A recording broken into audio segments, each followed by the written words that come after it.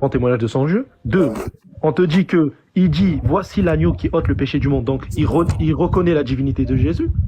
3, il lui dit je reconnais que tu es le Fils de Dieu. Donc selon vous, il reconnaît la divinité. 4, il reçoit la révélation du Père que Jésus est son Fils bien-aimé. Ça fait 5. Donc là, ça fait 5.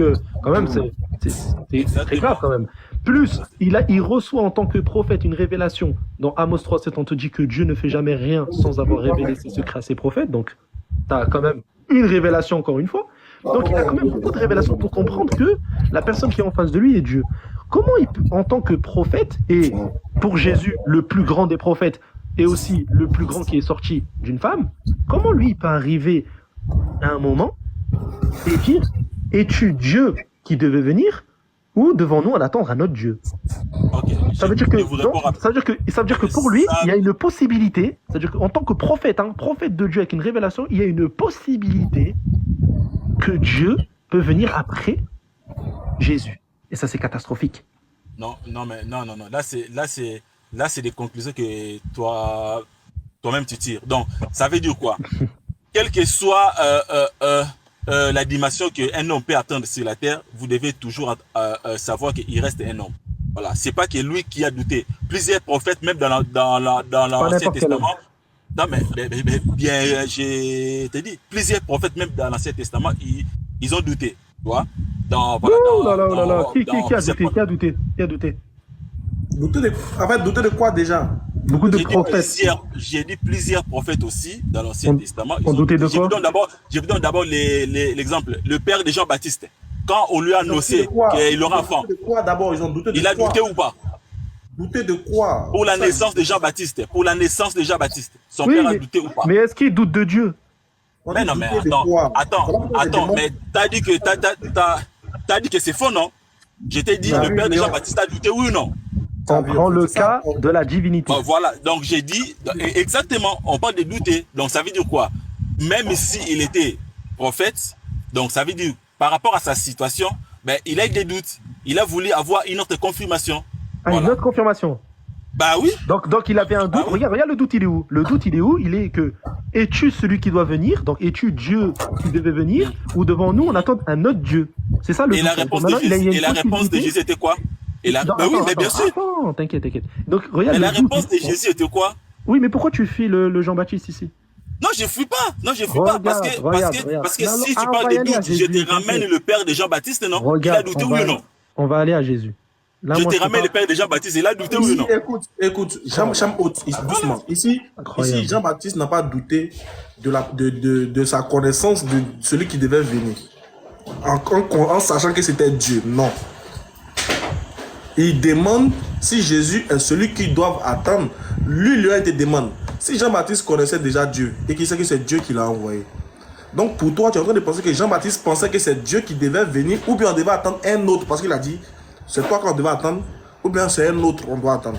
Donc si pour toi tu dis que Jean-Baptiste avait connaissance que c'est Dieu qui devait venir, il te demande simplement, quand Jean-Baptiste dit devons-nous t'attendre, ou bien un autre, donc Jean-Baptiste aussi pensait que lui qui était venu n'était pas Dieu, mais il y avait un autre Dieu qui devait venir. Non, c'était pas ça. C'est votre raccourci. Non, donc, Jean-Baptiste.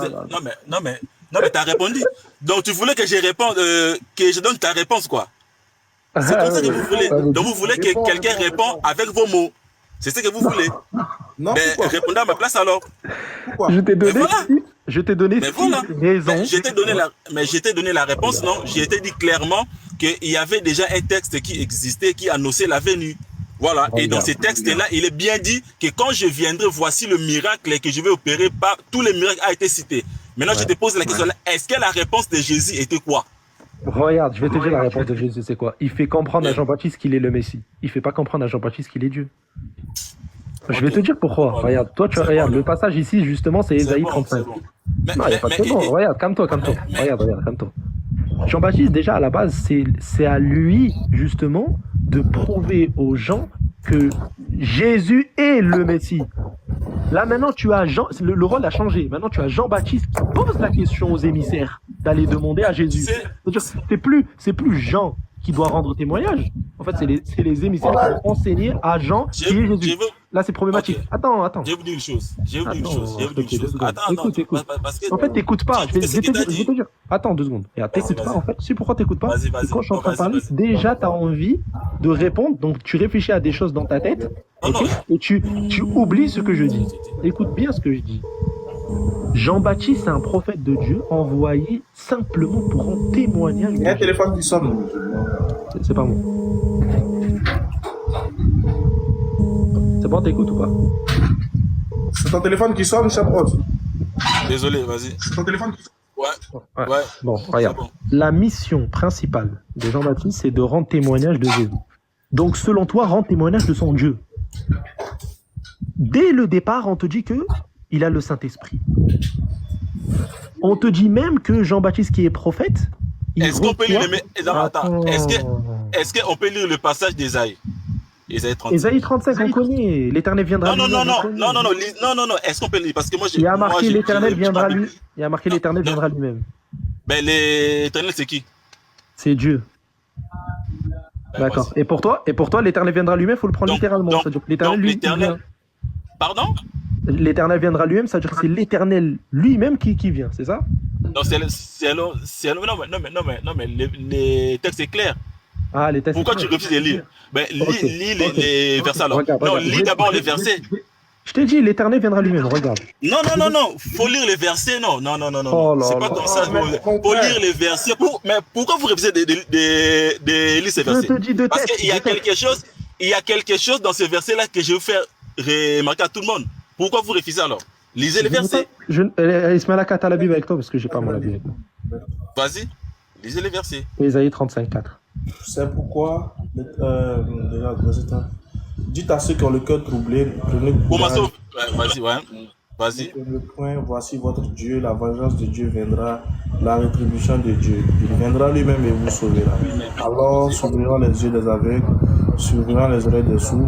Alors le boiteux sautera comme un cerf, et la langue du muet éclatera de joie. Car des eaux jailliront dans le désert et des ruisseaux dans la solitude. Ok. Donc, exactement. Dans ce verset, tout le monde a compris que quand l'Éternel parle, quand il annonce sa venue, il dit je viendrai moi-même.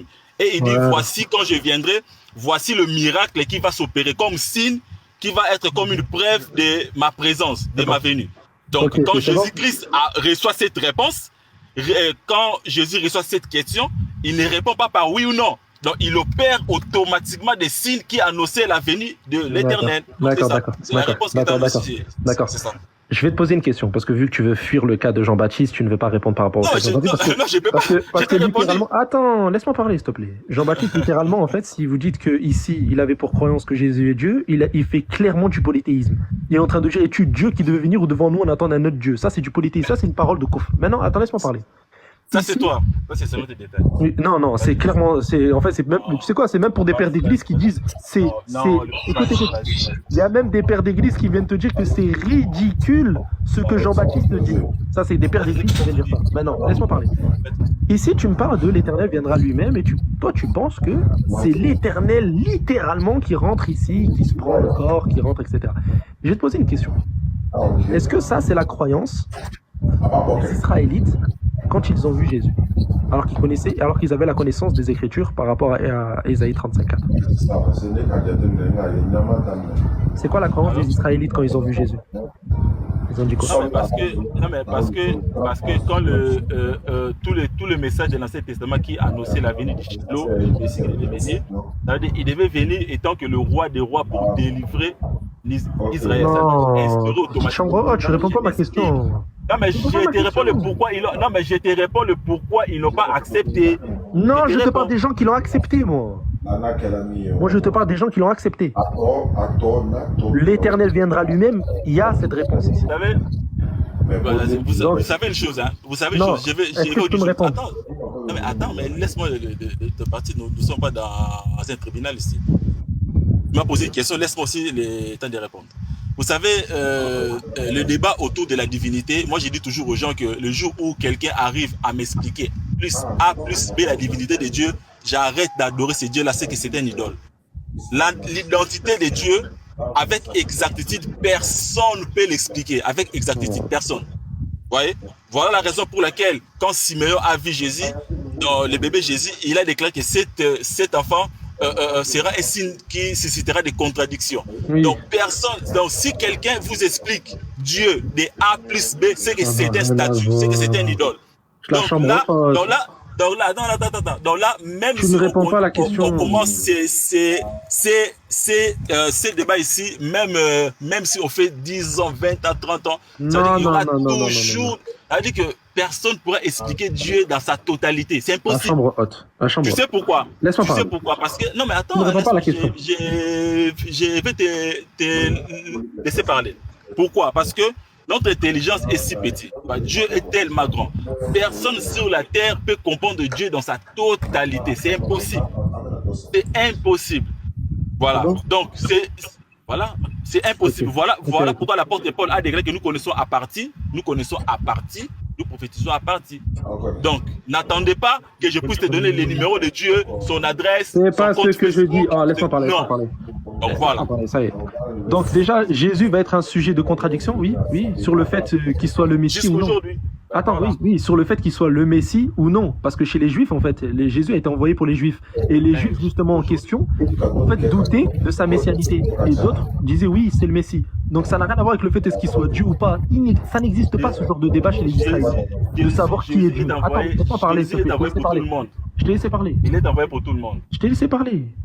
Donc là, ici, le débat, le passage que tu cites par rapport au sujet de contradiction, on t'explique que c'est en Israël, pour son peuple. Donc justement, son peuple, t'en as certains qui disaient qu'il était le Messie et certains qui disaient que c'était un démon. Donc arrête de dire n'importe quoi. Maintenant, pour le cas de... Je t'ai posé une question très simple. Je t'ai dit, est-ce que les Israélites ont compris comme toi Ésaïe 35:4? L'Éternel viendra lui-même. Malheureusement, non. Malheureusement, non.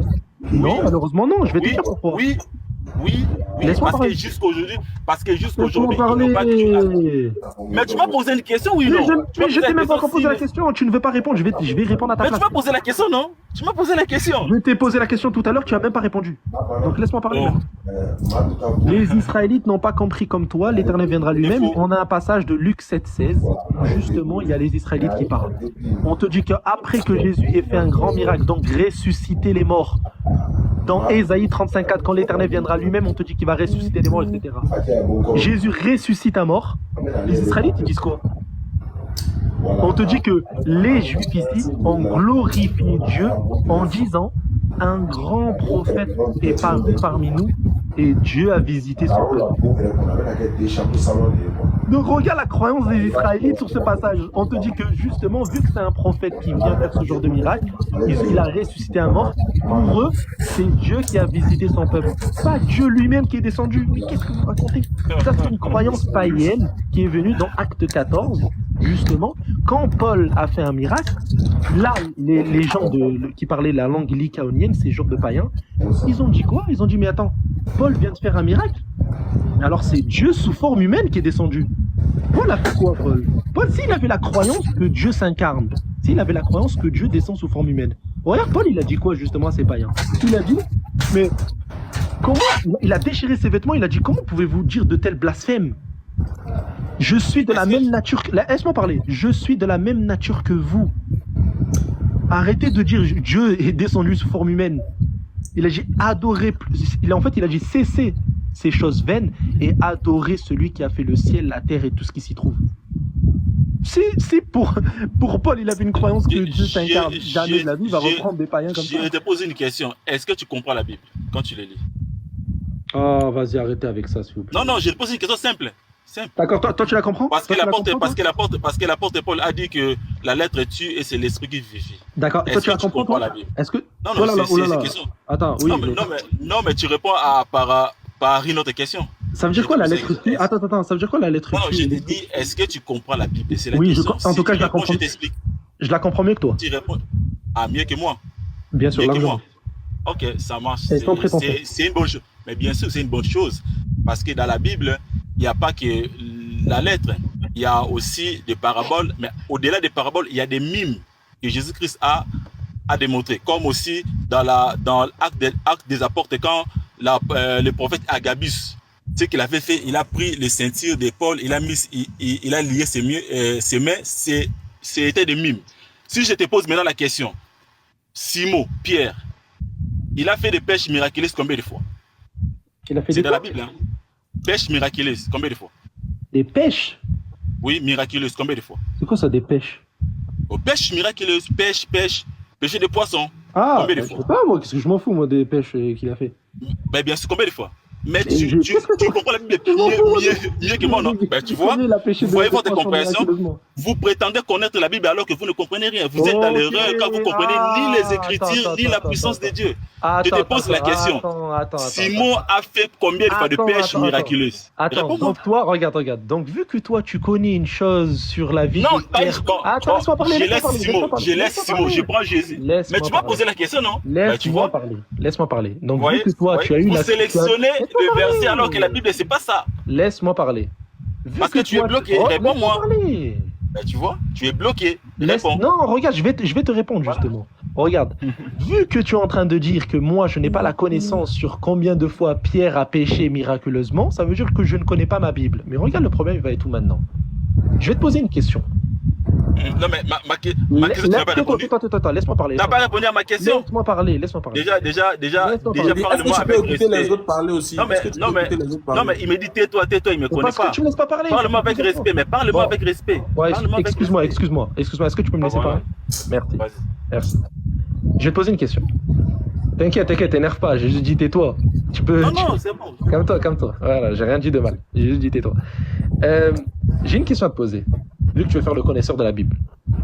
Où est-ce que... J'ai une question très simple, moi tu dois connaître. Elle est où la nouvelle alliance prophétisée par Dieu dans la Bible?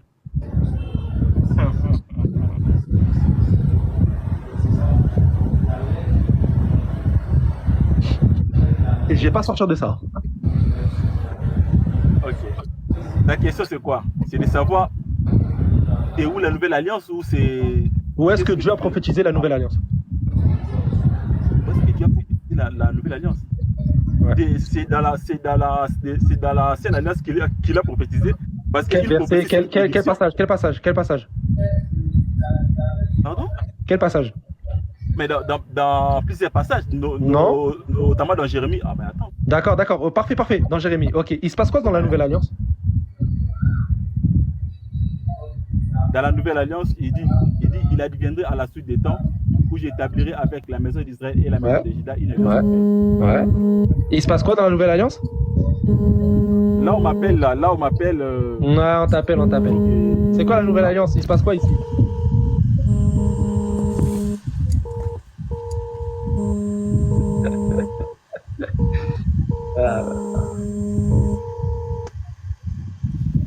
Là on m'appelle, mais là c'est ça que j'ai dit dans le livre de Jérémie. On va répondre à ton appel. Ok, donc voilà, c'est ce que j'ai dit. Deuxièmement, vous allez voir que Jésus aussi, il a multiplié le pain 2 fois. Si je vous dis de m'expliquer, tu ne pourras jamais expliquer. Bah oui, donc c'est juste pour vous dire que vous ne comprenez pas la Bible. Donc n'essayez pas de vous faire passer, comme pour le professeur alors que vous ne comprenez rien absolument. Ma question, elle est où? La chambre. Léon, s'il te plaît. Oh, il est parti. Il est parti. Ah là. En fait, regardez son argument, c'est quoi? Ah, tu connais pas la Bible vu que tu ne sais pas combien Pierre il a péché miraculeusement. Qu'est-ce que je m'en fous? Ah là. C'est chaud. Ah, certes, peut-être toi tu connais mieux la Bible. Vas-y, monte, hein. On t'écoute. Hein. Bonsoir. Bonsoir, mon frère. Bon, moi, j'ai quelques préoccupations. Je suis en train de lire un... Pardon? Pas activer la caméra, je vous aide à activer votre caméra. Vous pouvez Attendez quelques minutes parce que je suis dans le nord. Quelques minutes, s'il vous plaît. activer la lumière. Quitter dans le noir.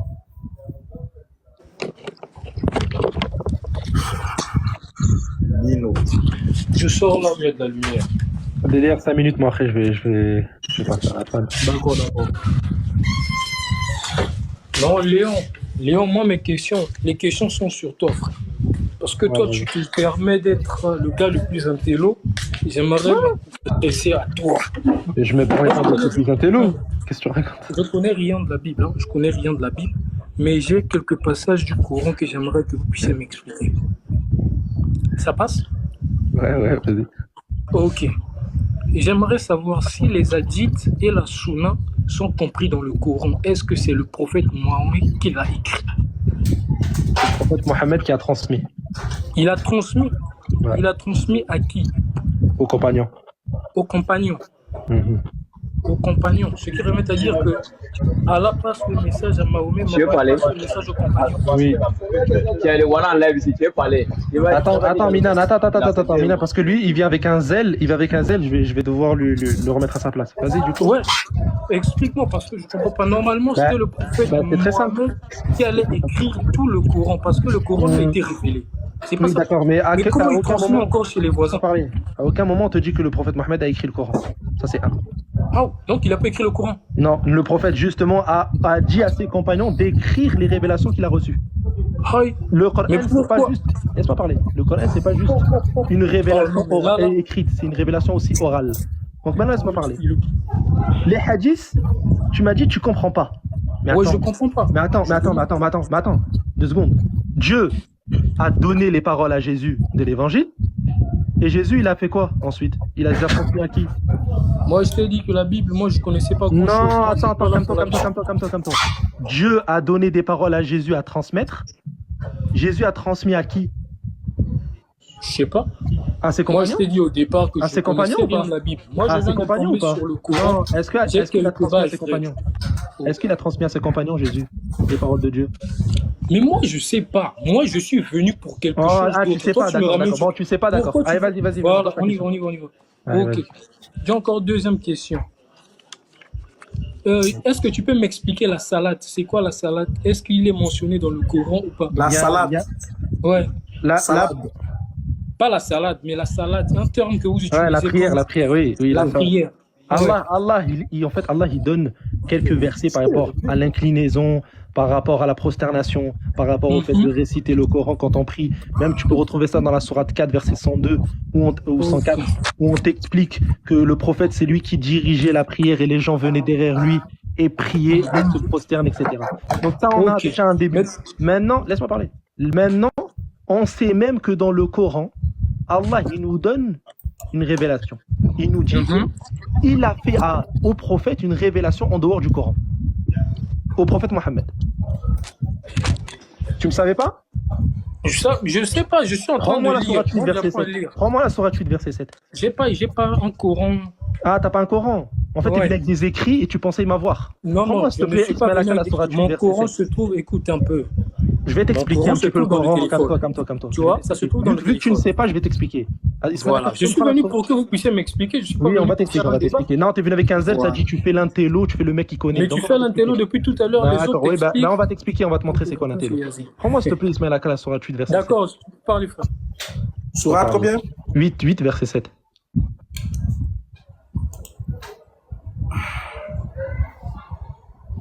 Sourate 8, verset 7, c'est ça? Ouais. Attends. Quand Allah vous promettez. Rappelez-vous.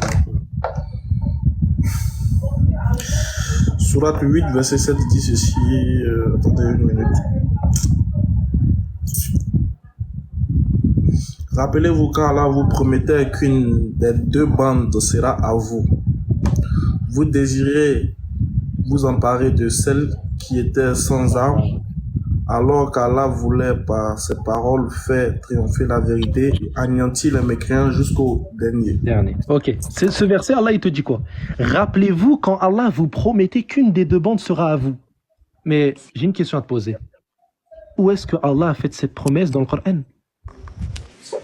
Il n'est aucun. Et à toi de me dire, moi je suis venu Laisse-moi avec finir, des laisse-moi finir. questions. Laisse-moi finir. Et à toi de me dire, pourquoi tu me poses encore? C'est comme si tu voulais te C'est faire une question rhétorique. Laisse-moi finir, je sais que tu sais pas. fini. Donc, Pourquoi Sourate 8, avoir verset des 7, idées? Allah il dit quand Allah vous promettait qu'une des deux bandes sera à vous. Ça veut dire que Allah a promis une chose au prophète en dehors du Coran, vu qu'elle ne se retrouve pas dans le Coran, cette promesse. Ça veut dire que Allah fait des révélations au prophète qui se retrouvent dans le Non, Coran. ça tient pas la route. Et il fait des promesses aussi au prophèt qui ne se retrouvent pas dans le Coran.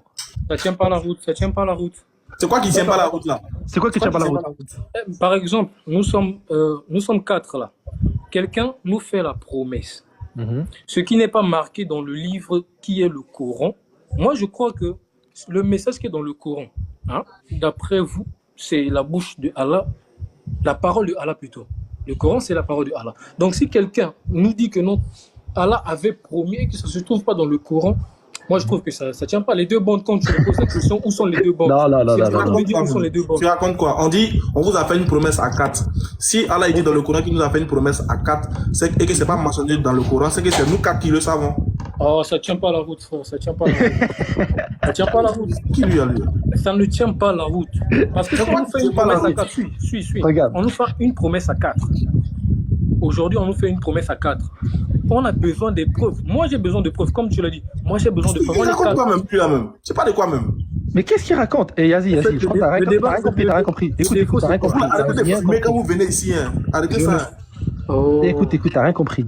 La sourate ici, Allah il nous dit quoi? C'est un rappel, écoute, c'est un rappel. Explique-moi. Okay, c'est un rappel. On te dit quand Allah vous promettez, rappelez-vous, quand Allah vous promettez qu'une des deux bandes sera à vous. C'est-à-dire que Allah, avant qu'il fasse descendre ce verset, il a déjà fait cette promesse-là.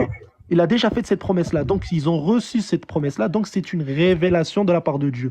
Ensuite, Allah relate justement cette chose-là dans le Coran. Mais vu qu'ici, on nous dit que la promesse qu'Allah a faite auparavant, ça veut dire que c'est une révélation en dehors du Coran. Donc, Allah révèle au prophète des choses en dehors du Coran.